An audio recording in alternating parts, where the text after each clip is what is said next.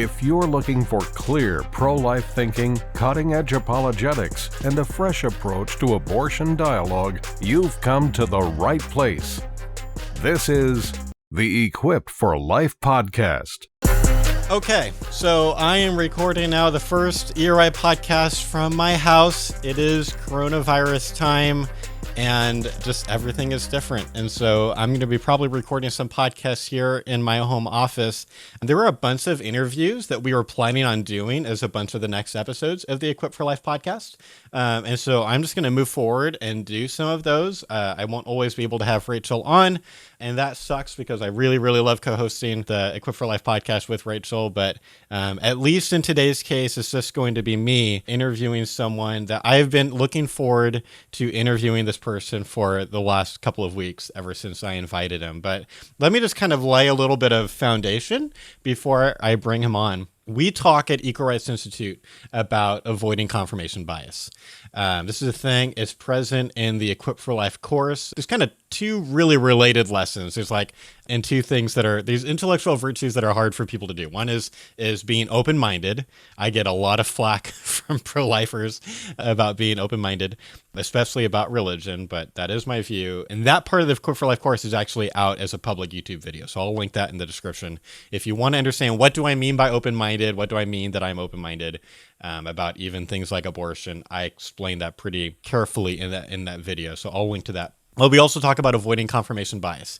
Confirmation bias is when you are focusing more of your energy, or maybe sometimes all of your energy, reading sources that already basically back up your view or the argument that you're trying to make. Like if you're looking for evidence for your view and you only go to sources that you know are going to agree with you and then say, hey, cool, I've done my research, that's confirmation bias. You've just confirmed your own view through a biased method of research or information gathering. And that's not a good thing for intellectual virtue. There are smart people from both sides of every issue. It doesn't mean that they're all right. I'm not a relativist. I think there are objectively right views about all of these issues, both the really big issues and then even like the micro, kind of the news stories of the day. There is objectively right and wrong answers. But I believe that you're a lot likely to find actual objective truth if you're paying attention to smart people from both sides of the issue. What are they saying? And then try to make sense of that, as opposed to only paying attention to the smart people on one side and then maybe paying attention to some less reasonable sources on the other side. Again, that's a biased way of doing research. However, and I've learned this both in my own personal experience as well as in talking to people who've tried to live this, what I'm talking about doing, this is a lifestyle and it's hard. It is hard to spend a lot of time reading or paying attention to sources who disagree with you because it's a very challenging thing inherently, right? And it takes more energy, more work. There are times when I don't want to do that. I just want to listen to something that's on my own side. It's going to be easier reading. You know what I mean? And it's going to be less challenging. And so I am encouraging pro-life, everyone who listens to this, but I know a lot of our audience are pro-lifers. I'm encouraging us to live probably a different way than you live, where you are you're spending a significant part of your time, if you're paying attention to sources on any given topic or maybe the news, not just listening to your own side. So if you're a conservative, you shouldn't only be watching Fox News. If you are someone who's more on the left side of politics, you shouldn't only be listening to MSNBC, right? Because if you're doing either of those, you live in confirmation bias land. I'm sorry, you just do. And you should feel less confident about your viewpoints because you are missing an entire world of smart people who disagree with you, who've probably thought about the issue more than you have too. And if you want to feel confident about your view, then I think you should hear what smart people on both sides have to say, evaluate those against each other, pit those ideas against each other and see who seems to be making the most sense. And so this entire interview is kind of part of my continued journey personally at trying to reject confirmation bias and encourage other people to do it. And it seems like being able to live a life of avoiding confirmation bias is an increasingly rare skill, and that is why I'm so excited to introduce you to my guest today. Isaac Saul is a journalist who grew up in suburban Pennsylvania, has lived and reported all over the world, and now resides in New York. His work has been featured on CNN, The Huffington Post, The New York Daily News, Time Magazine, The Daily Mail, Yahoo, The Forward, and A+. His reporting has also been cited by The Washington Post, The New York Times, and Fox News, which is on its own pretty impressive. That's right. Isaac Saul, thank you so much for joining me today. Thank you for having me, Josh. I'm really excited to be here. I am excited for this day. I've been looking forward to talking to you for weeks now. So before we talk about your fascinating newsletter, Tangle, which is really the reason I want to talk to you, let's start with some background information about you as a person. You started journalism work in high school. So what made you interested in that? Did you know that you wanted this to be your career kind of from the beginning? You know, I didn't. It's actually pretty funny. I worked for the high school television station, which, I picked the class the way most 16 or 17-year-olds do at the time, which was, I heard the teacher was really cool. Okay. And I have to give him credit, Mr. Al Wilson. He ran an awesome class. It was really fun. But, and we did a lot of real hard news stuff. We were reading teleprompters, writing scripts for a local TV station that went out to, hundreds of thousands of houses in this county I grew up in. And it was, a little fun and cute because we're high school kids and it's not very clean, but we also took ourselves really seriously. Right. And so I knew I kind of had an interest in it, but I actually went to school to be an athletic trainer. I wanted to, be on the sidelines of big sporting events, tape ankles, see nasty injuries, that whole thing.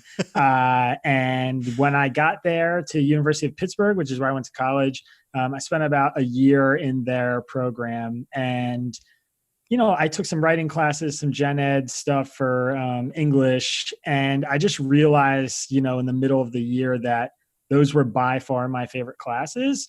And the athletic training thing was like, you go through the program, you graduate, you intern for a college team, then you're working in the pros. And there was just a clear career path. And the English major nonfiction writing thing was like, good luck, kind of, So I got a lot of people telling me not to do it, not to make the jump. And I ultimately just said, you know what, this is what I really love. I'm going to do better if I'm in classes I'm interested in. And so I switched majors after I had started working for the University of Pittsburgh school paper, the Pitt News, as a sports editor. So that was sort of my start, was sports journalism. And I did that for 3 or 4 years in school. And by the time I graduated, I was editor of the whole sports section. And when I left school, I was pretty much like, I needed a few months. I didn't know what exactly I wanted to do. The job market for journalists was tough then. It's tough now. It's always been pretty tough. And I had an opportunity to go to Israel, actually, which might interest some of your listeners. I actually lived in a yeshiva in Jerusalem for about 6 months, and I did some religious studies there, which was actually a very formative experience for me coming from a secular background. And I think absolutely participated to some degree in what ended up happening recently with my newsletter, which was, I surrounded myself with a bunch of people who I did not agree with and did not share a worldview with. I lived in a legitimate religious school in East Jerusalem for 6 months with Orthodox Jews, yarmulke wearing Hasidic Jews who did not see the world the way I saw it. And it was, 6 months of the most invigorating intellectual experiences of my life. And I some of my views changed, some of them didn't. But more than anything, I really got an understanding of how these people were, viewing the world in a more empathetic way, I think. And while I was there, I was writing a lot about this experience, and I was sending cover letters and emails all over to people in the writing industry. And basically, I applied for a fellowship at the Huffington Post, which, it's funny. I'm sitting in this religious yeshiva and I'm applying to a very left-leaning news publication. And I basically wrote a story for a cover letter about an experience I'd had going in Egypt during the civil uprising there in 2013, 2014. And the cover letter got me an interview, and the interview got me an interview. And I got to the final stages of a really competitive fellowship program, which was, they told us something like 10,000 people applied and they took 40, and I was one of the 40. And that was sort of the beginning of my journalism career, was working there.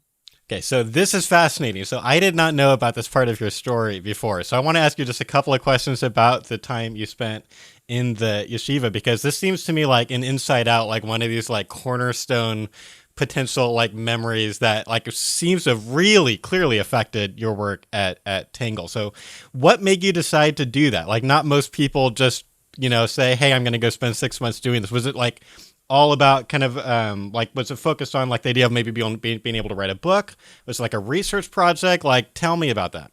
So I think it was a combination of things. One, I'll say, generally speaking, I think a personality trait of mine that I have confidence in and believe in is that I typically will try anything once. I'm like a yes man to experiences. Someone pitches me on a good idea, I'll give it a shot. I'll give it some thought. So I actually had a college rabbi who I had invited me to his house one year, my sophomore year, to come over for Shabbat. And I said yes, because I was curious. I wanted to see what it was all about. And I ended up pretty much going to him for dinner every Friday night for Shabbat for the next 2 or 3 years. And towards the end of my college career, he was pitching me on going to the school, which there was no, they sort of dangled a writing internship out. It was like I was going to intern for a professor and edit this website he was working on. It was called the Interdisciplinary Journal of Asian and Middle Eastern Studies. Wow. And it had a very official, scholarly sounding name. And it was, the professor was a really interesting guy, but that was sort of the bait, and the hook was, we'll give you free housing and free meals, and we'll pay for your flight there, and we'll pay for your flight back, but you're going to live in Or Sameach, which is a yeshiva. And it was sort of designed for both Shuva Jews, so people who are raised Reformed but became really religious. So they're basically, in some ways it's like a conversion effort. They're trying to make you more connected to your Judaism. So I was interested in the writing internship. Yeah. I had been to Israel once before on Birthright and had a really profound experience there. So I was totally interested in going back. I didn't have much money and I didn't have any job opportunities. And I was like, what's going to make me stand out when I go apply around the places? Yeah.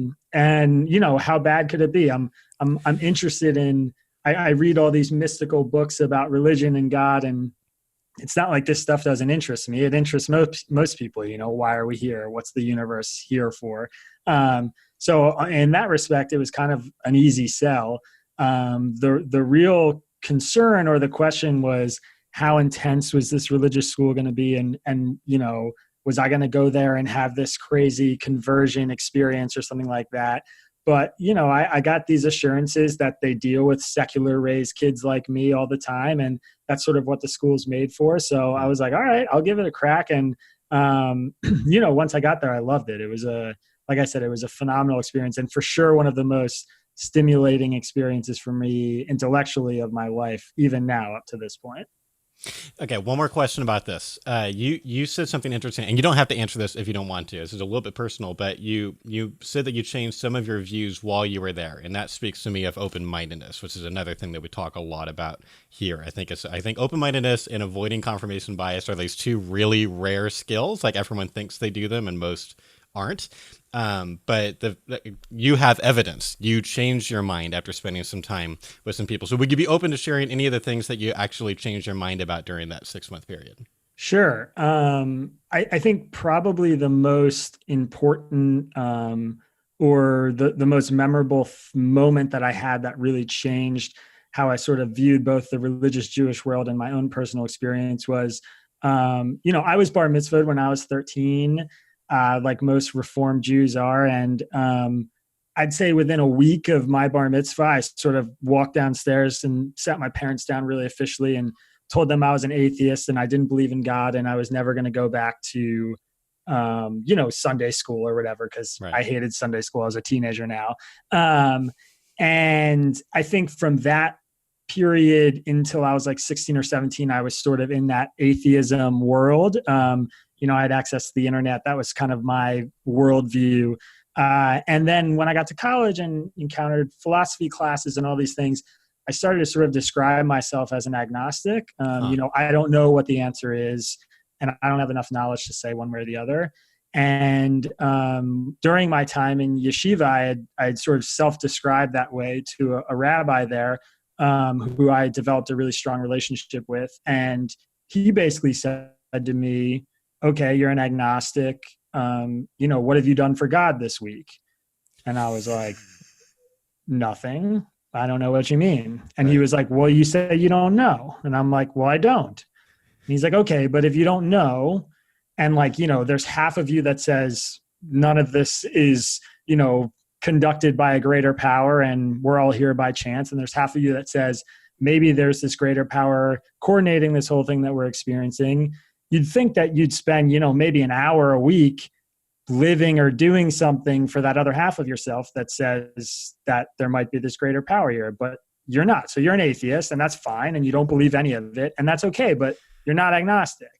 And I was sort of like, all right, that's a reasonable argument. And I hear it. I don't do anything for God. And so he was sort of like, if you don't turn the channel on, how can you experience any contact with the greater power if you don't try, if you don't think it's real? And so when I was there, that was, something I started to try to do was pray or open myself to signs from above or that sort of thing. And it sounds a little cheesy, but the experience itself and that sort of mind shift is just one example of a dozen I could think of that changed in a really profound way for me, where I was like, I don't really try. I don't experiment anyway with real, true agnosticism. Right. And I actually wrote about that in the Huffington Post. And to this day, I get emails from people about this article I wrote about agnosticism that they come across on the internet and say, hey, this rabbi's argument he made to you really changed my view about this, which is interesting because I think it's an argument that resonates with a lot of people who probably identify as being agnostic or not really knowing, All right. I'm going to link to that piece in the description. I can't wait to read that. That sounds super interesting. Okay. So then you go to work for the Huffington Post. Talk a little bit about what you were doing there. What kinds of stuff were you reporting on? What was your work like there? Sure. Yeah. So I was an assistant editor, associate editor, and I had a really great boss. His name was William Goodman. He had worked at CBS News and done a lot of investigative work, and a legitimate journalist who knew how to find things and find people and ask the right questions. And so I had a really strong team around me.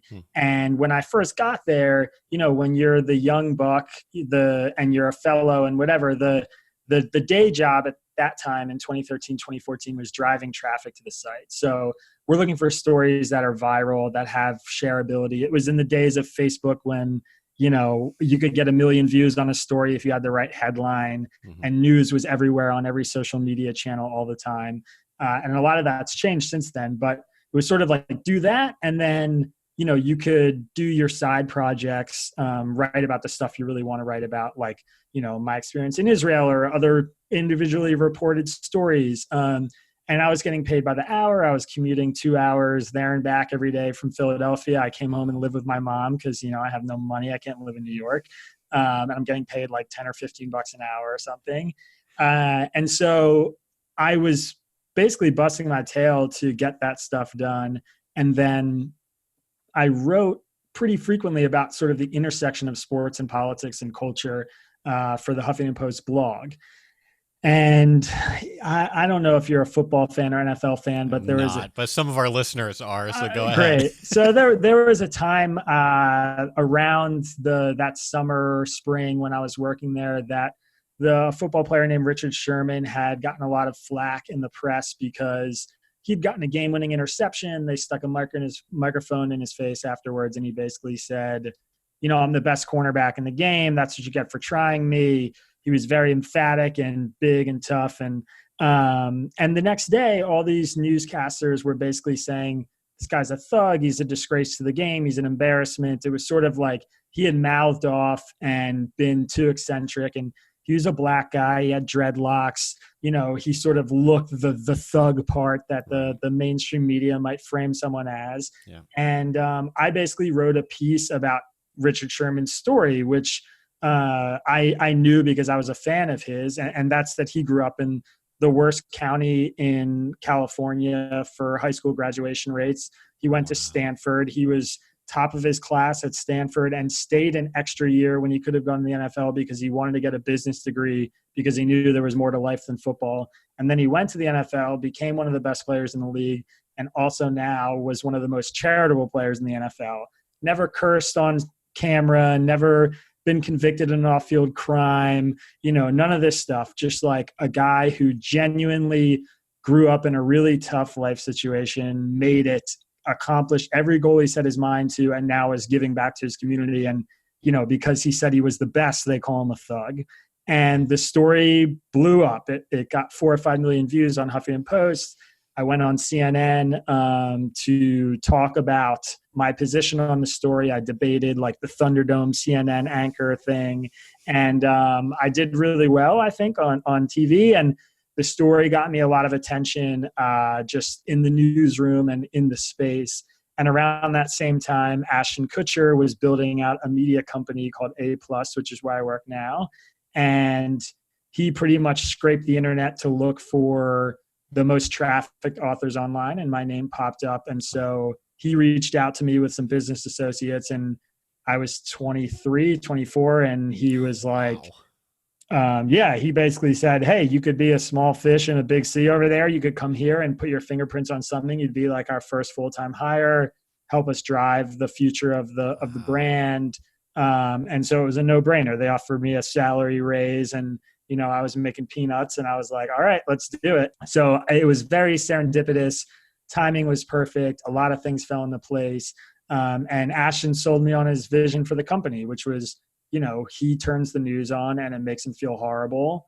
It's depressing and he doesn't like reading it. And he wanted to build out a media company that did the opposite, where you could go there and you would read things and you would feel good, but not like Upworthy at the time, not cat videos and baby videos, like real journalism that presents solutions.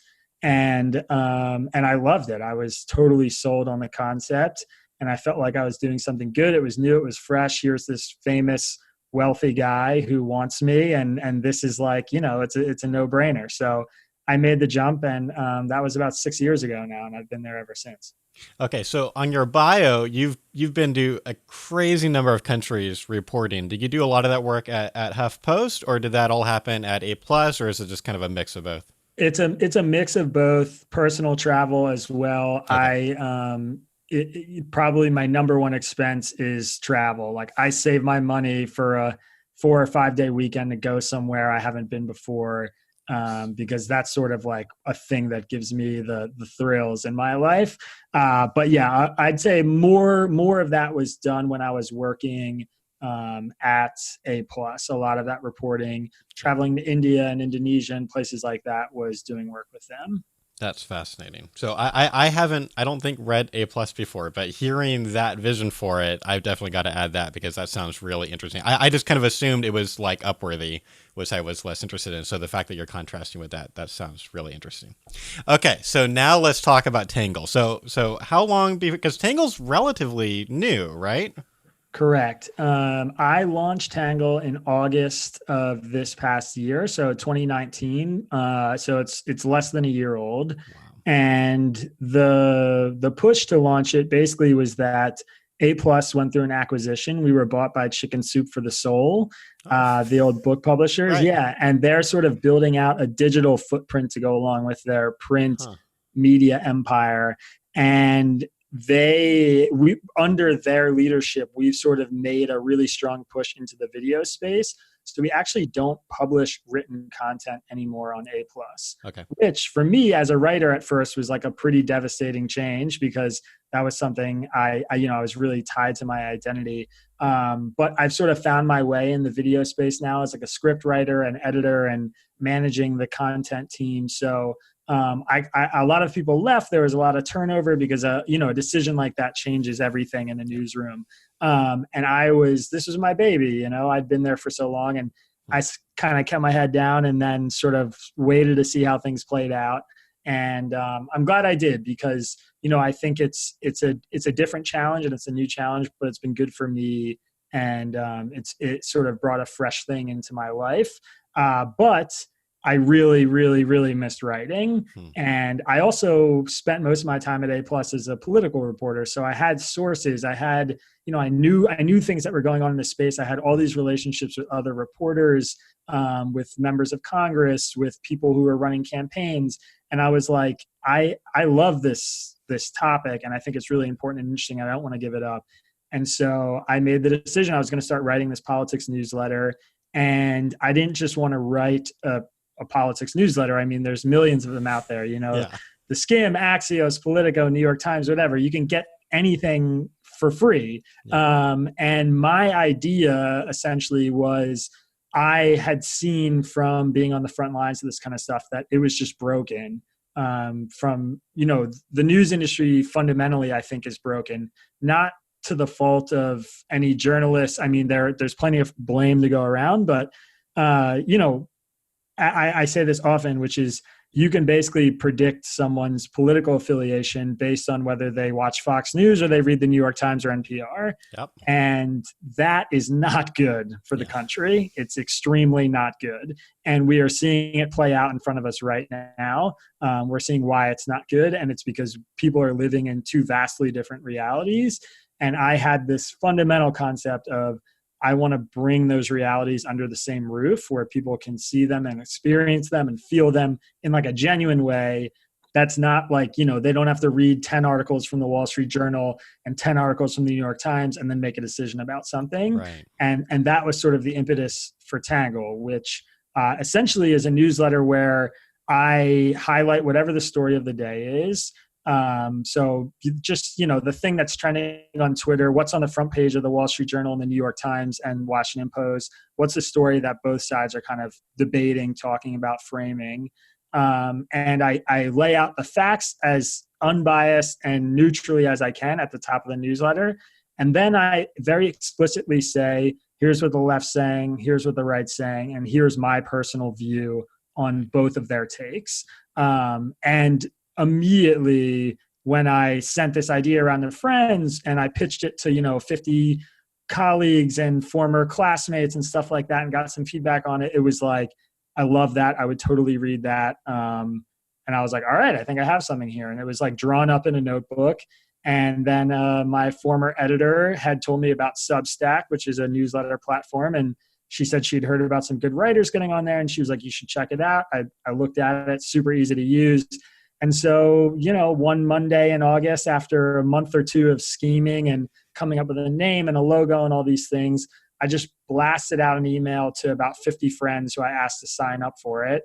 And I did that for about a week, just letting them give me feedback. And it was like overwhelmingly positive. This was really a source of news that they had been looking for and a format they had been looking for and something that they loved. And I just got this really positive feedback about it.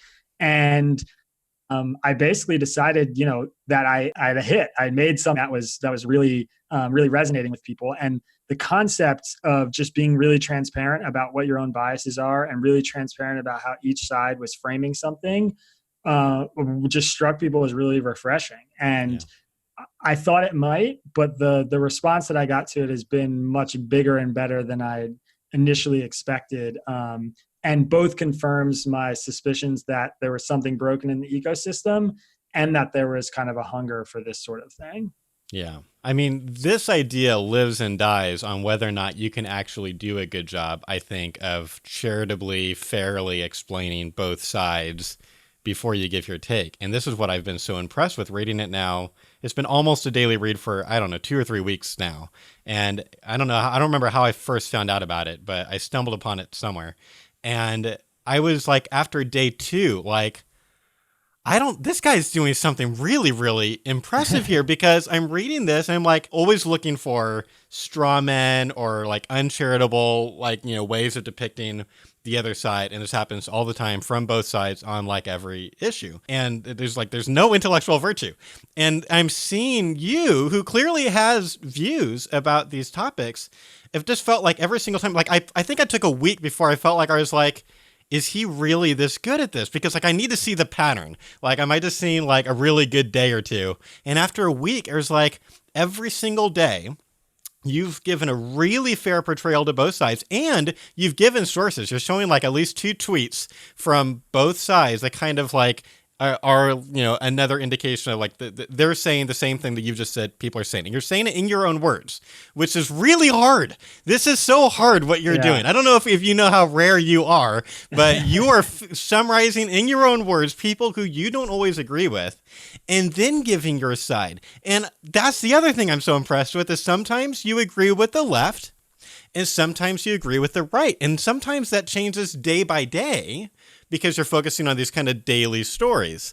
And so there's this open-mindedness there, and this kind of like, you're really going for what are the smart people on both sides saying. So I haven't found anything like this that does as good of a job as you've done. Because what I've been encouraging my audience to do for a long time is like, find smart podcasts from people that you disagree with. Like, I listen to Sam Harris all the time. I think he's super smart.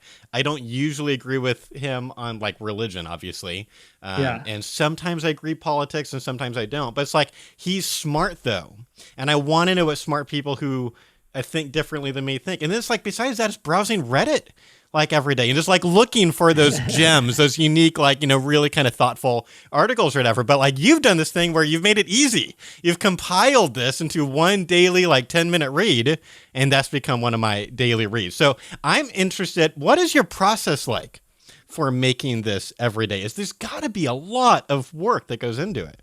Well, first of all, thank you. I absolutely, I need to cut this clip out and use it as promotional material. I'm very grateful for your reception of it. As it's a new project, like I said, it's less than a year old. So this is some of the first times, in the last few months that I'm really getting feedback from all these people I don't know that aren't friends and family and stuff. And so I'm very, very appreciative of it.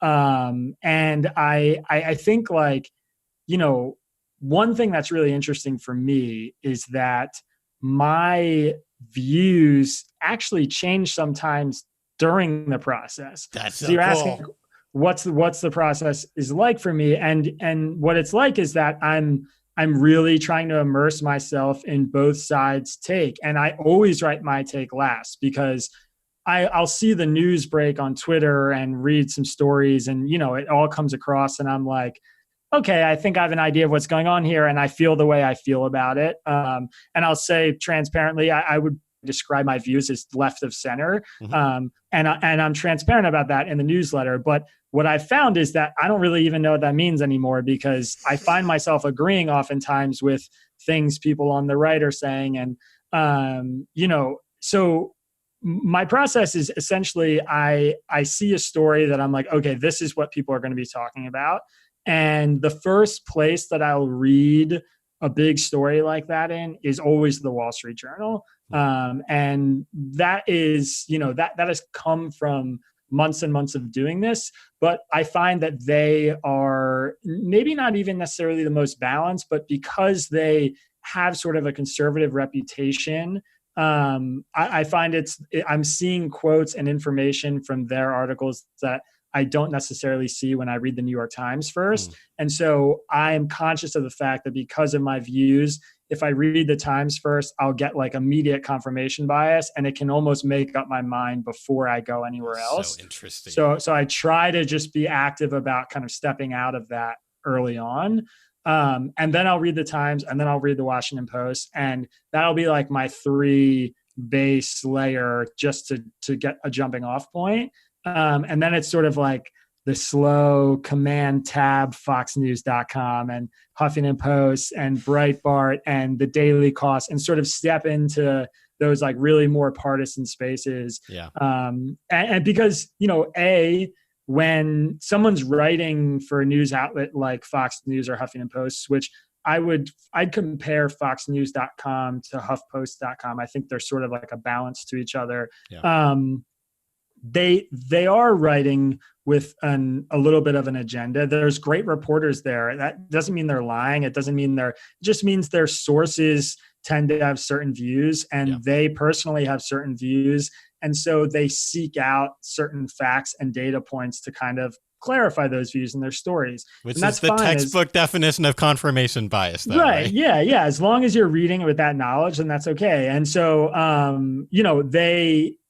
I know I'm going to get that from them, but the result of that is I'll see things in foxnews.com and data points and context to the story that I won't see in the New York Times. And I'll see stuff in HuffPost that I won't see in Wall Street Journal. And so even putting those things around the more reliable, quote unquote, and down the middle newspapers, which I believe the Times and the Journal and the Washington Post are, it still adds information that's important because I understand how it's being framed. And I know that a ton of people read foxnews.com or watch Fox News. And then I'll kind of go through my newsletters of the morning, and then I will take the plunge into Twitter, where the takes are smoking hot, and everybody is trying to kind of dunk on the other side and make their point and get all the retweets and all the likes and that sort of thing. And I personally, I fall victim to that environment myself. I'm not a totally innocent party. I've blasted off plenty of angry partisan tweets that do not give charitable interpretations to other people. I've in Tangle made like a commitment to myself that I will never do that there because I really care about the sanctity of this thing that I've created. And so, it's fascinating because it both my views changed from doing this, but I've also gotten really good over the last 9 months or whatever at spotting the bad arguments that are being elevated by the opposition. So the thing that is broken in many ways about our political discourse is there are idiots on both sides constantly, no matter what. It doesn't matter what the story is. And the smart people on both sides are really good at making the idiot's argument the most prominent argument on the other side. So, if you are right now someone who is a conservative and you are, generally speaking, the right is a little bit tired of the quarantine in a way the left maybe isn't, and you want to see the country reopen, as the president says, it's really easy to find a bunch of people out there who are on the left and they are blasting off tweets or making comments that make it seem like they don't care about the economy. They think Trump's an idiot and they're fine if there's a recession because that means Trump won't get reelected. Right. Those people exist. They're out there. Do they represent the vast majority of the left? Of course not. Are they, well-known people who have platforms? They're celebrities. Maybe they're partisan writers, bloggers, whatever. Yeah, they exist. And on the right, there are people, there are elected officials on national television saying, hey, if some old people die, whatever, I'd rather the old people die than us lose the freedom of our country and the economy. And the left is really good at making those people the loudest arguments. The truth is that neither side really believes that in a broad, general way. Yeah. People on the left are losing their jobs. People on the right are losing their jobs. People on the left want to come back to work, and people on the right don't want their grandparents to die. It's there's a lot of common ground there. Yeah. And the newsletter, I think, serves to, in my mind, my goal is I find the argument that I find most compelling, the one that's really convincing. So I read that, the lieutenant governor of Texas doesn't care if old people die. Let's reopen the state. That's not a compelling argument to me at all. So I know, okay, get that out of here. I don't need to write about that. Or if I do, I need to contextualize it in that way. But if I see a conservative who wants to reopen the economy right now, which is something I personally may not agree with, but his argument is that, there's a lot of people and a lot of data who have experts who have told us that one of the number one causes of death in America is suicide or drug overdoses. And suicides and drug overdoses tend to spike when the economy is doing really poorly. So if we're making a health expert decision here, making a healthcare decision, are more people going to die from coronavirus if we open the economy? Or are more people going to die if there's a huge spike in suicides and drug overdoses because we have a 20% unemployment rate and all these people aren't working and depression, takes a grip on a quarter of the country? Now that is a compelling argument. And now you have my attention. And now I'm like, okay, I don't really want the economy to be reopened because I'm scared and I think we need more time. But that is a very compelling, convincing argument to me. So this is the thing I'm going to highlight. And this is the thing I'm going to put in what the right's saying because it moved me and I found it to be persuasive in some kind of way. And that's sort of what I'm trying to do every morning, basically. So there's this interesting thing that you've noted about like the state of political discourse right now, at least among the professionals, is making the people who are making the dumbest arguments on the other side as loud as possible, because it's an effective power move and it gets your base excited. Like basically everyone is doing this. And we've talked sometimes amongst our staff where we're like this tiny little pro-life group trying to encourage everyone else to have intellectual virtue and not do those things, but we're not nearly as popular because we've said like internally, like we're fighting against vice. Like a lot of people would just much rather, if you're a conservative, listen to a Rush Limbaugh type who talks as if everyone who's on the left are complete idiots, just like, but you are so smart because you're listening to me. Like people get something out of that. They get something, I think, bad, but they're getting something out of it. And it's like, we're trying to fight against that and get people to like shoot for a higher bar in what they're bringing in. And so like, is there hope? Like, do you think like enough people are going to get tired of the old way and move to like, we want to listen to people more like you at Tangled? Or is there, or are you pessimistic? Or are you going to be just one of like the few that is not playing that old game? I suspect that it might get worse before it gets better. Which I hate to say that, but I'm not totally convinced that we've bottomed out yet. Yeah. Which sucks to think about.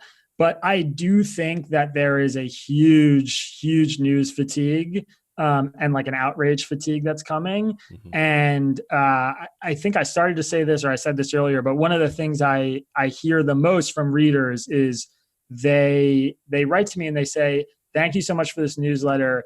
It literally makes me feel less insane. Like I feel less calm. I feel more calm, or I feel like I'm so pissed off. And then I read this thing and I think, okay, like it's a little more reasonable." And I think in that way, a lot of people who are reading this are connecting with Americans they disagree with through the newsletter. And it's happening for them really organically, but it's sort of like, it wakes up a certain kind of empathy in them. Like, all right, they're seeing the other side portrayed in the worst possible light by a lot of the news sources they're taking in. And then they get to Tangle and they see an argument, maybe from the right, maybe the argument enrages them, but they can see the logic in it. Right. Or best case scenario, it doesn't enrage them and it makes them think and it moderates their views a little bit. And they feel like, all right, now I don't want to kill my neighbor next door because he's a Trump voter. I just want to have a beer with him and try and talk him out of, whatever his position is. And if we can take that step, that's great. And, my one thing that I really make a habit of is I have readers every day who write in and are really pissed off about my take. Really? That's every day? Section, every day. The My Take section of the newsletter. And what I do when I get those emails is I publish them the next day in the newsletter. I say, like, somebody wrote in, they criticized what I wrote. Here's what they said. And it's good. I mean, that's good for the country. It's good for me. It's good for readers to read it because it's representative of like, I don't believe, I don't have a big enough ego to believe that my views are right and the word of God. I don't think that. I'm accepting this criticism someone's sending in, and it's okay for them to criticize me. I'm promoting the criticism, and then maybe I'm adding some context where I push back a little more or whatever, but it's like, I know that if somebody who read the newsletter the day before was convinced by my take, here's the opposite side of my take, and you can do what you want with it. And if it makes everybody step a little bit closer to a view they disagree with, I fundamentally think that's a good thing because even if it means less things get done or whatever, it means someone moderates their views. I think it'll make us all like a little bit less crazy and a little more happy. And the response I'm getting is so positive that it does give me faith that things like this are gonna become more popular, because people are like, they're tired of being pissed off, and I think we're hitting a point where they genuinely want to find common ground. They want to feel like they're not foreigners in their own country, from a worldview perspective. Yeah. And that's not always going to happen, because the countries are really diverse, divided, unique, special place. And so, I think we're hitting a point of exhaustion here that Trump has brought on by being the kind of figure he is, which is bombastic and divisive. And, he's good at what he does. He plays the media. He makes the news must watch. And when you're dialed in, the news can be a scary place. And so all those things are sort of, I think we're hitting a point where a lot of people are getting exhausted by them, and they're going to start seeking out sources that are more like this. I hope. That's my optimistic take. I love all the different reasons why you suspect that people are feeling less insane after reading Tangle. And I would just add one to that, like something at least that I have personally experienced is kind of finding that extreme side that you're hearing maybe from your base, like, hey, look what the left is saying or whatever, or look what the extreme right is saying. When you find out that those groups are smaller than it feels like if you're watching mainstream news, that brings sanity. I also want to point out, though, I love that thing where you are, you're posting in pretty much each newsletter. Here's like a piece of mail that I got previously, and here's like my response. And you're right. Sometimes you're kind of using that to take it deeper. You're responding to them. You're adding some nuance. But sometimes you're also changing your mind, and you're like, you know what? That's a really good point. I should have said that. And this person, like after, like I think what you recently described a back and forth you had for like, it felt like a period of probably a week or something like that. Longer. You're like, was it longer than that? Yeah, it was about a month. And I'll shout out my, he's a reader from Aston, Pennsylvania named Jeff.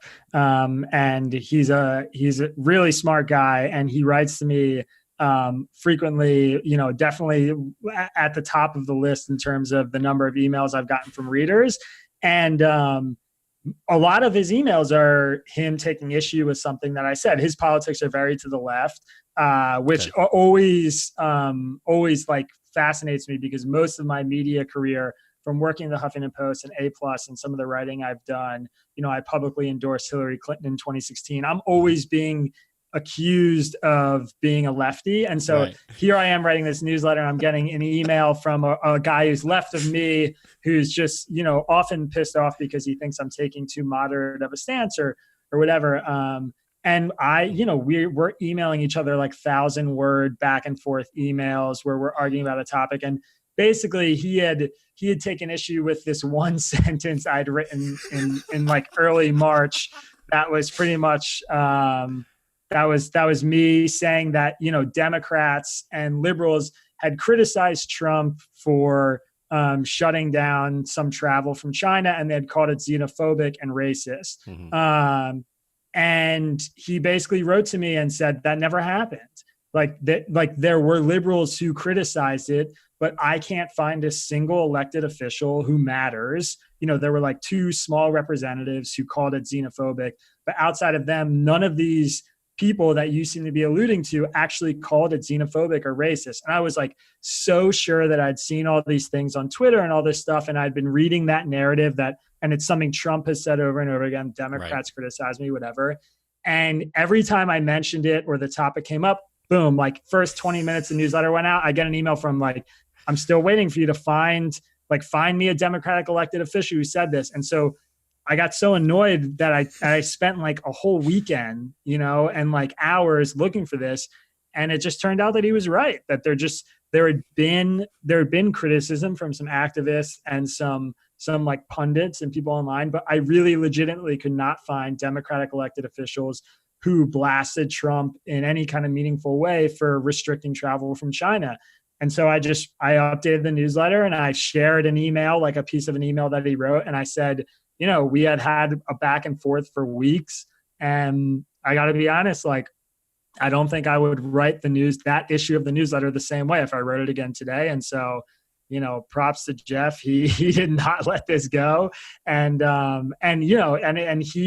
he replied to the newsletter and wrote to me and said something to the effect of, I am continuously impressed by your writing, and I think that you have more journalistic integrity than pretty much anybody else I read. And I want to say thank you for taking the time, and boom, like that right there is worth it in spades, worth more than any subscription. It's just like to hear that from someone who's really engaging the writing, and, it makes all those annoying back and forth emails and whatever worth it, because he acknowledged, he returned the kindness with kindness and said I really appreciate this. And I was like, all right, that it was totally worth the trouble, tenfold. Wow.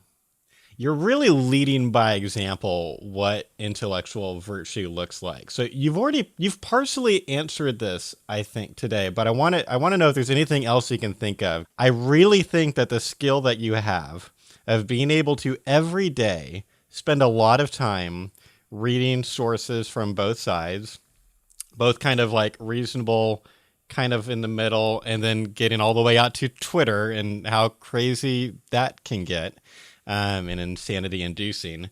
Like, I just think this is a really, really impressive and unique thing. And so I'm just wondering, can you think of what is it about you that you're able to do that? Because like, I even have those days. Like, I pride myself on being open-minded, and yet I have those days I'm like, I can't listen to Sam Harris today. I'm listening to David French, or I'm just listening to something fun because I just can't I don't want to listen to anyone talk about politics today. So what is it about you that you can every day say, okay, I'm going to go read people that I'm going to disagree with by the end of the day, and I'm going to read a lot of it and just stay in it. Like, what is it that makes you able to do that?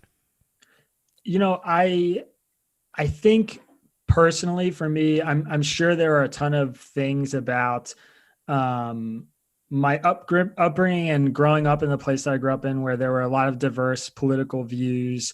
Bucks County, Pennsylvania, I grew up just north of Philadelphia, is often considered a kind of a thermometer for the rest of the country. So the state of Pennsylvania usually goes the way of Bucks County, and the country usually goes the way of Pennsylvania. So Bucks has been like highlighted by CNN as being like, oh, depending on what happens in this county, we might be able to predict how the country goes in an election.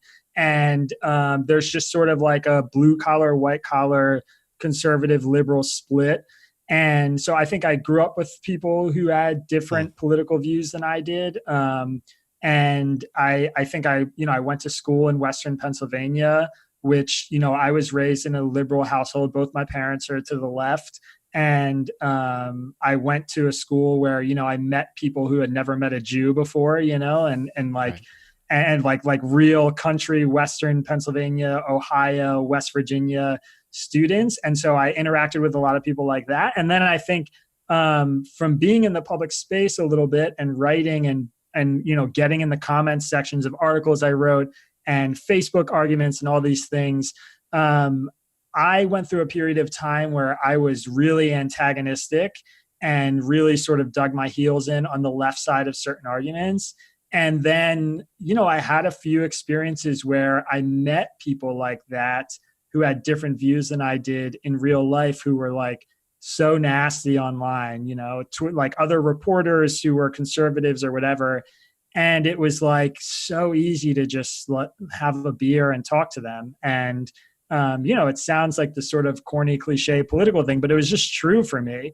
And that sort of sparked like I think a desire where I was like, there's something deeper happening here. Clearly we're both being pushed in opposite directions. And so, I think a lot when I'm writing, what the right's saying or what the left's saying. I think about like, how would my conservative friend feel about me portraying the right's view this way? And how would my liberal, my mom or dad or my friends from college or whatever feel about me presenting the left view this way? And if I feel like I'm doing that in a way where they're going to be like, dude, this is BS. Like I vote for Trump and I don't feel this way. And you're making me look bad. Like I'm a racist or whatever. then maybe I shouldn't write it that way, And that's not to say that there aren't times where Trump supporters are racist, or Trump's being racist, or the left is being, praising socialists or whatever. Like, those things do happen. And when they happen, you have to call them out how they happen, and you take the heat when it comes. But I just I have to be confident that I'm going to frame something in a way that I think those people are going to find fair, at least. And they, if I don't do that, then my own personal views show in those sections. And so my readers get pissed off and they call it out. And B, I feel I've created this thing that's supposed to be doing this and has this kind of underlying mission statement and tone. And now I have a sense of guilt that I know in the back of my head, I'm not being charitable in a way. And it's funny, because you use that word and I use that word sometimes, but it's almost it's really not being charitable, I recently was just reading a Torah portion for Shabbat, and there was kind of this exploration in the Torah portion about charity and mitzvah in Judaism. And people say you've probably heard Jews do a good mitzvah for the day. It's almost an English expression now, which is you do your kind act, your charitable act. And it's actually kind of a mistranslation. The Hebrew word doesn't actually mean charity. It means just. It means what is right. So you're driving down the street and you see somebody, waving down a road for help, a car for help on the side of the road. And you drive by and then you pull over and you go help them change a tire or whatever in some deserted area. And you say, oh, I did my mitzvah for the day. That's not charity. You didn't do charity. You did what was right. You did the just thing. There was a person needing help. You were able to provide the help. So you do it. I struggle with that. It's I don't want people to think I'm being soft on the left or the right. I'm not doing what's charitable. It's not a charity to actually explain how people are feeling, what the actual general consensus is. It's what's just. It's what's right. It's if I don't do that, then I'm doing something that's actively cynical and very negative and evil in a way. It's I'm framing people in a really negative light intentionally to make a point. And that's, I think that violates an ethical code that I have. Yeah. And it also just adds to the horror show that our, partisan divide is right now across the country. I think that's super interesting. So I think I basically agree with you, although I might try adding a little bit of nuance and see if you agree with it or not. I think I definitely agree. If this, person A believes this thing, you've got to accurately portray that to the best of your abilities. I'm totally about that. I'm agreed. That's not that goes from this charity bucket to justice bucket or fairness or something like that. And when I'm talking about being charitable, I think a lot of times in my mind, what I'm thinking about are the cases where you don't really know what their intentions are.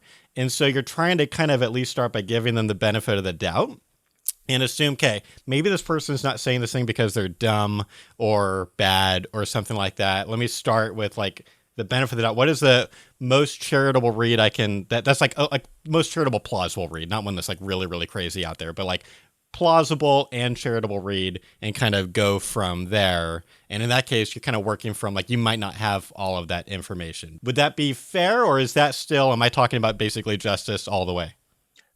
I think that's fair. I hear what you're saying, that there's there at some point in the process, there's a blind spot where I don't know what the other side actually thinks, or I haven't determined what the consensus is or figured out, from pulling from these different sources, what people are saying. And I'm working from a charitable position where I'm saying okay, I'm assuming they don't want these horrible things. And I think right. That's accurate. I see the distinction there. And, just today, this morning on Twitter, I think I saw Sean Davis, who works at the Federalist.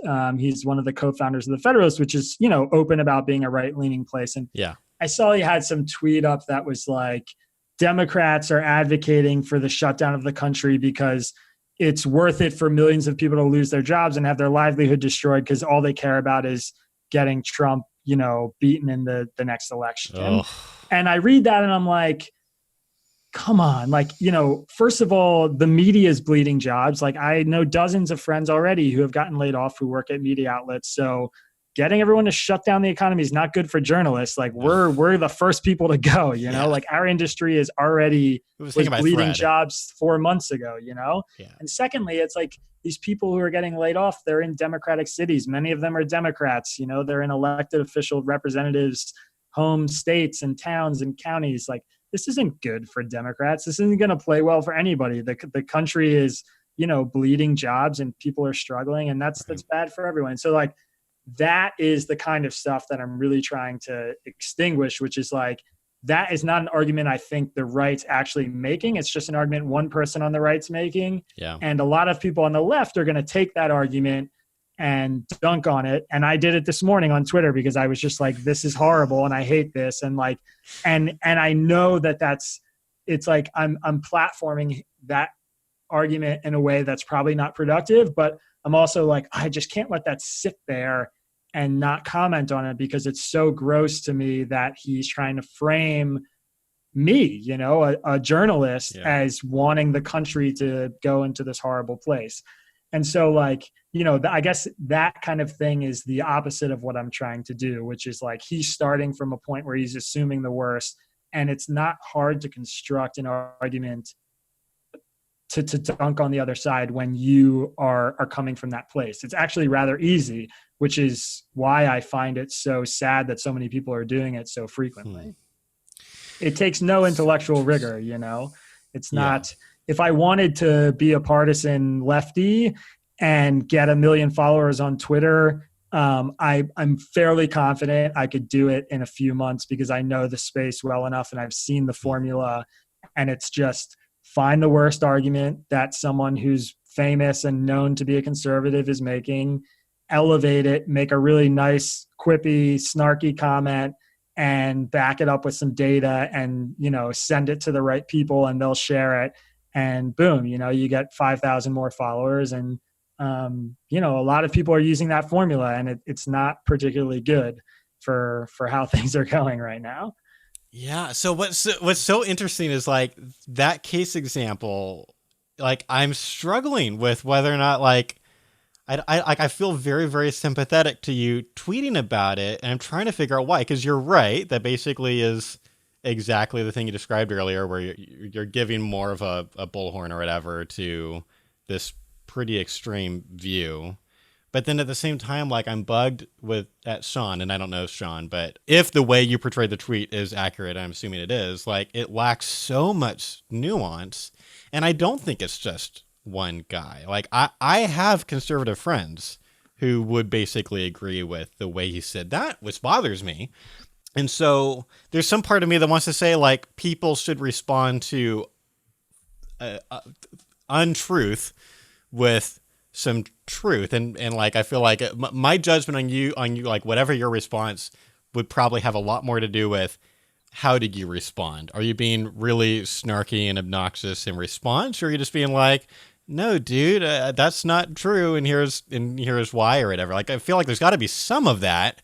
So I don't know. Help me parse this out, because now I feel like I believe two contradictory things at one time. Well, I'll tell you, while you were talking, I pulled it up because you're right that I should be portraying it totally accurately. And I'll tell you what my response was, and then I'll talk about it for a second. Sean's tweet says, Democrats and media aren't demanding indefinite lockdowns for public health reasons. Democrats know the booming economy was Trump's biggest political advantage, so they made the deliberate decision to destroy tens of millions of jobs and livelihoods for their own political gain. Okay, so just pop before you get to your response. I was gonna say like that lacks so much nuance because it's painting with such a broad brush.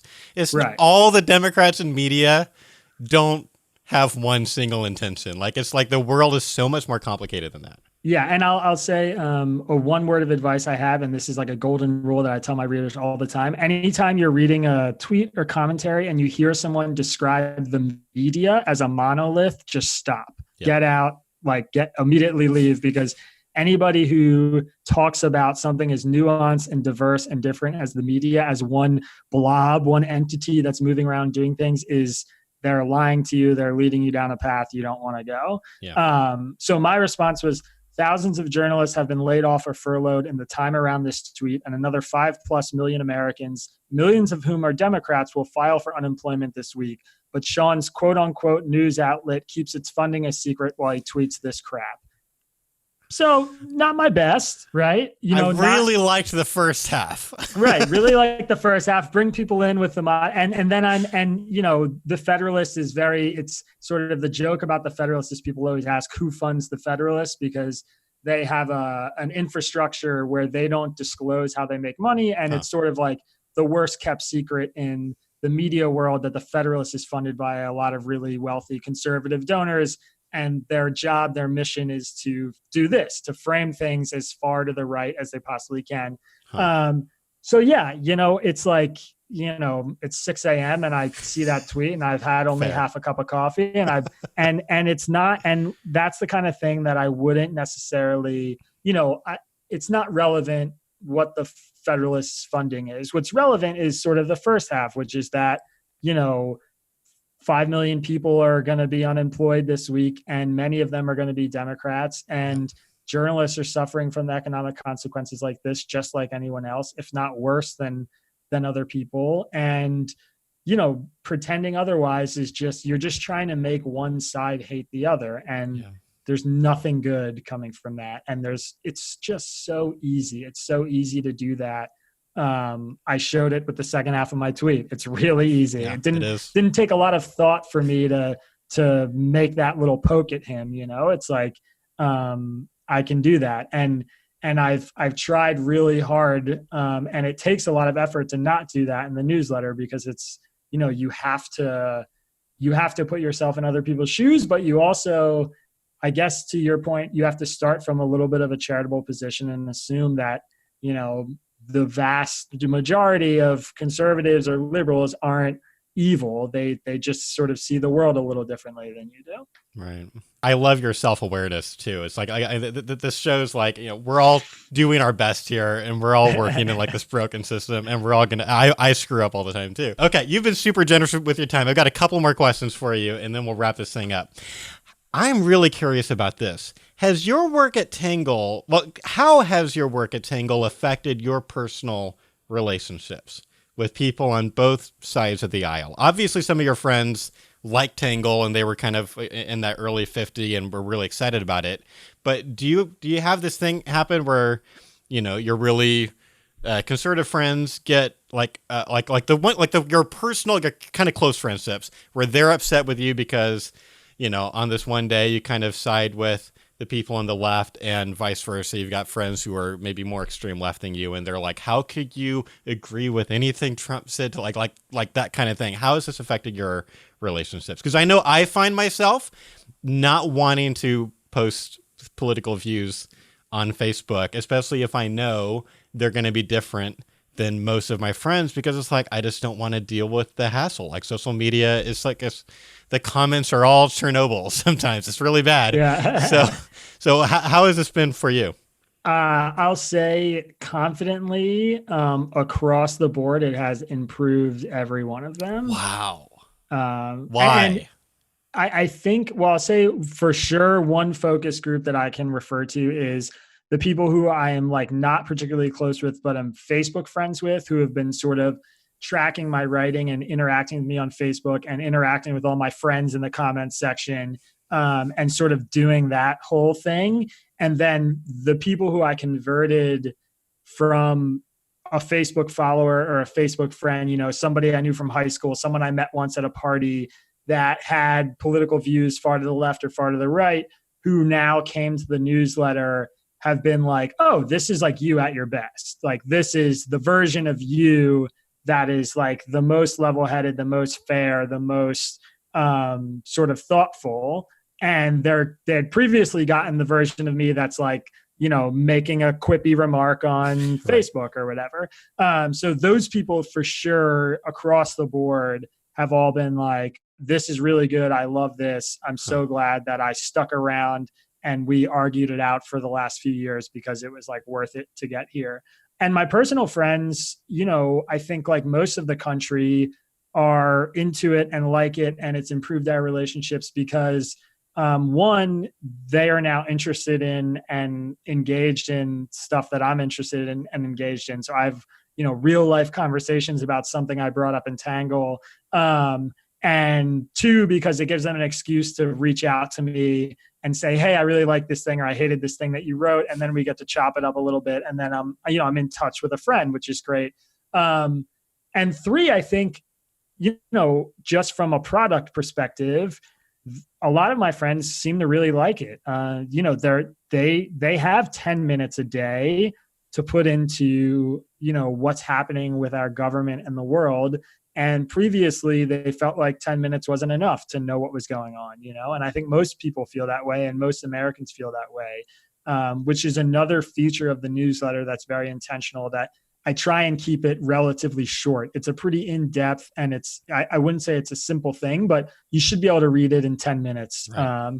And that element of it is really powerful for a lot of people, because it's like, I have 10 minutes while I eat my lunch to read this newsletter and come away feeling like I'm smarter, like I learned something.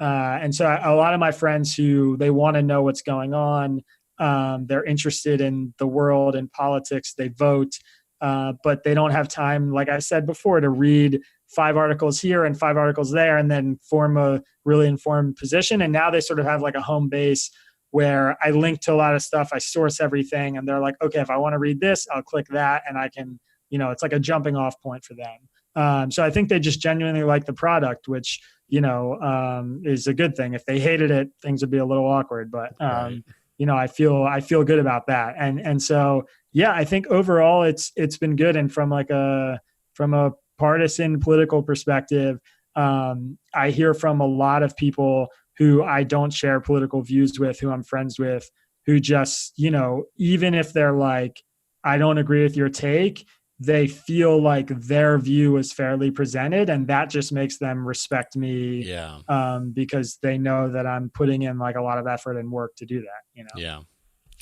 For people who want to be more like you, they want to get further away from living in confirmation bias land. Like, I think step one for them is to be reading Tangle every day. I think it's such a good first step. And I mean it because part of the genius of this, Isaac, is you've made it so easy too.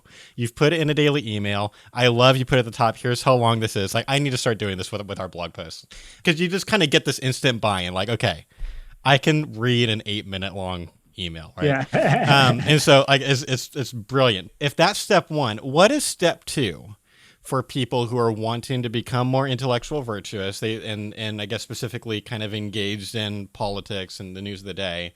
What would be something else that they could do also that would help them be outside of confirmation bias? I think what's been really powerful for me is to sort of resist the urge of like the tweet I sent this morning, and to actually engage people honestly. Like, it's one thing to read me framing the right's perspective, which like I might have gotten really good at and might be really good at, and I might do it in a really fair way. But it's like a totally different thing to peel back the onion on why, your conservative neighbor feels the way they do about a certain issue. And I found personally that the best way to do that is to just like shut up and listen for a little bit, and just, really genuinely talk to somebody and ask them honest questions about how they're feeling, and don't like interrupt them the moment you hear them say something that you like know this fact that's going to dispute that. Right. Just like let them go a little bit. Cause like the first 10 things they say are probably going to be the things they heard on whatever news organization they get. But the things that come after that are going to be about like what their lived experiences are, that sort of inform that opinion. And, there are so many issues. I don't think there is an issue that exists that's political, that doesn't relate directly back to lived experience, whether it's abortion, immigration, economic issues. A CEO at a Fortune 500 company is going to feel different about how taxes should be organized than, an Uber driver making $30,000 a year. Yep. And the reason for that might not be because one watches Fox News and the other one reads the New York Times. It might be because they have really different lived experiences. And so like talking to people about that, for me, and hearing those stories from both sides. I just had like an hour-long phone conversation the other day that totally moderated my view about the pharmaceutical industry. Which, like, if you heard me a year ago write or talk about big pharma, like, it would have been indistinguishable from a Bernie Sanders rally. Like, that's an issue that I've like feel very left about, which is like, it's all about profits. I don't care how many people die, whatever. And I'd sort of alluded to that somewhere in the newsletter, and I got a call from an old college friend of mine who now works at like what you'd consider a big pharma company.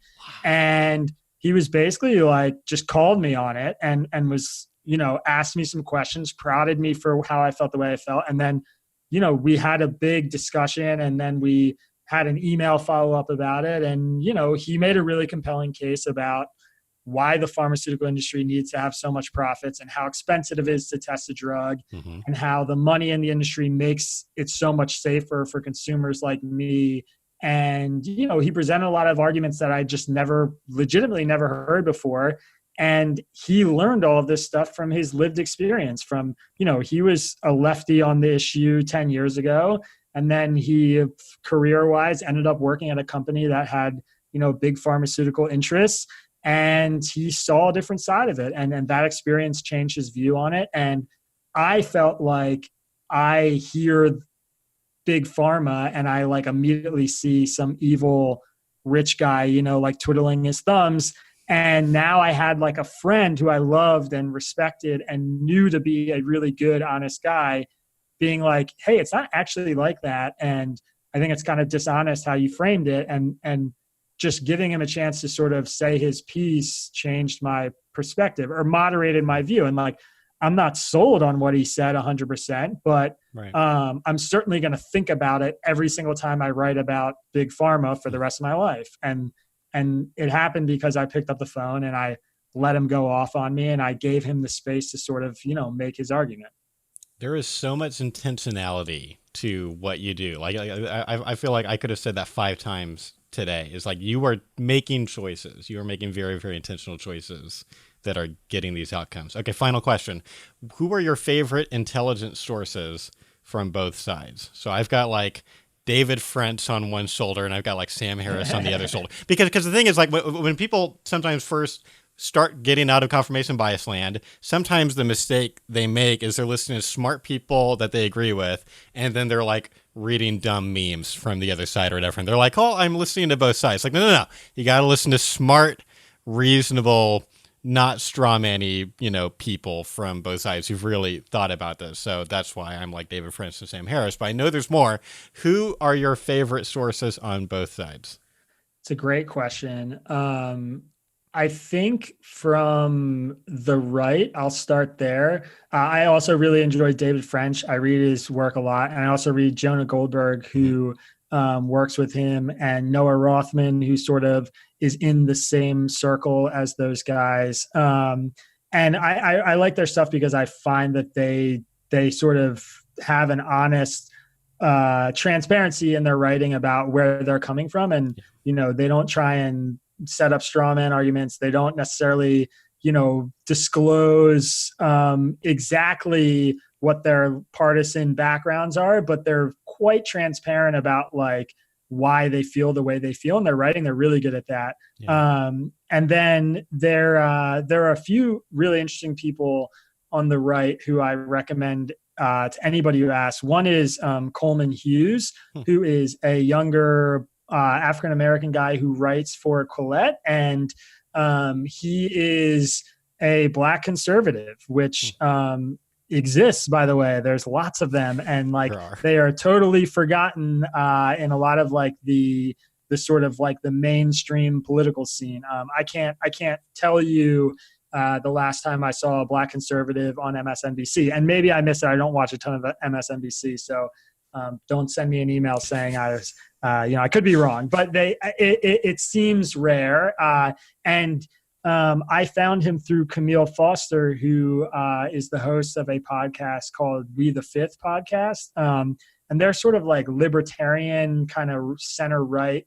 They're not fans of Trump, but they are like also not fans of the left, and they have some really fair, strong criticisms of them. And I definitely wouldn't endorse everything they say. They do a lot of drinking on the show, and they get rowdy. And I've heard some things like, "Ooh, okay," but they are mostly thoughtful, and their writing especially is thoughtful. And I would definitely recommend those guys.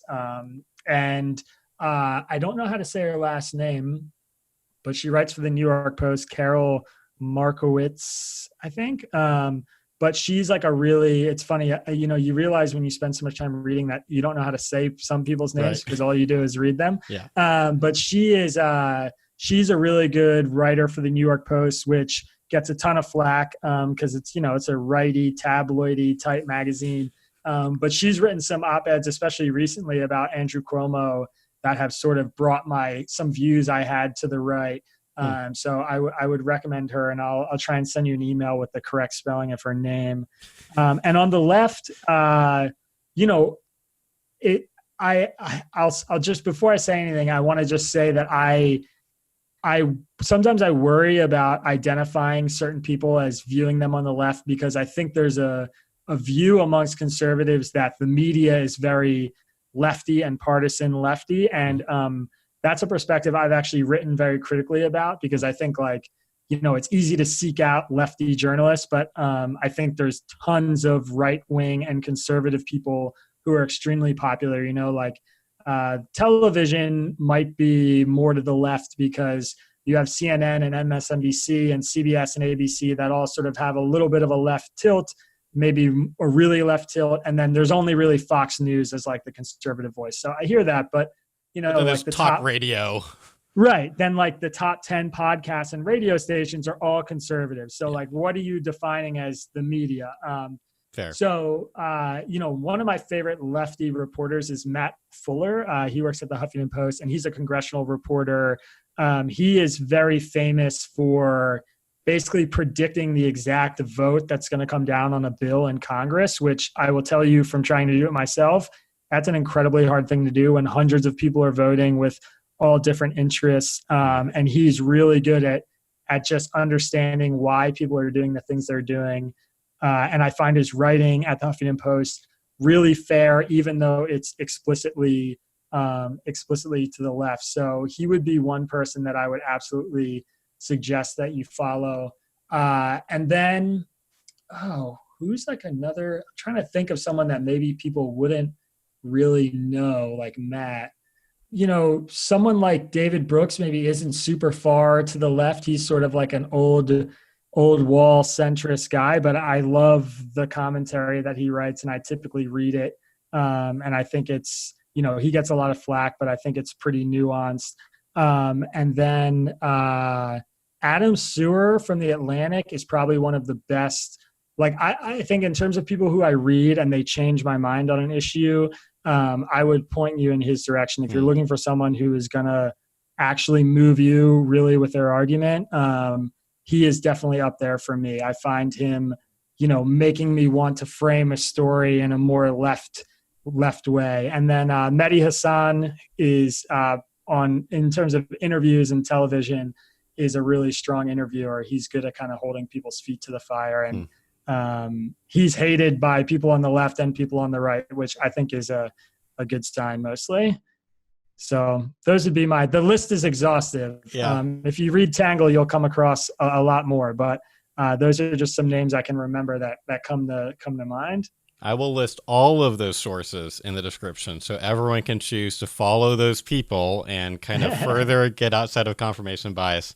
All right, you can subscribe to Tangle at tangle.substack.com. I highly recommend it to everyone. This should be one of your daily reads. It's not as entertaining as Tiger King, but this is my favorite find from the last month. This is my favorite coronavirus find. This is so special. And you're not going to like everything that you read, but that's the point. It's a step toward intellectual virtue to expose yourself to alternative viewpoints while avoiding only reading straw man versions from your own side. So Tangle's a great place to get that for 10 minutes or less a day. Isaac Saul, thank you for creating something truly unique and helpful to the world with this. I am a huge fan, and I appreciate you coming on and telling our listeners more about it. So keep up the great work. Thank you, Josh. It was a blast, man. I really appreciate you having me. Thank you for listening to the Equipped for Life podcast, a project of Equal Rights Institute. Equal Rights Institute uses speaking, writing, YouTube videos, podcasts, online courses, and campus outreach to help pro-life advocates in the areas of practical dialogue tips, relational apologetics, pro-life philosophy, and sidewalk counseling. If you've been helped by this podcast, please consider supporting it by making a donation at equalrightsinstitute.com.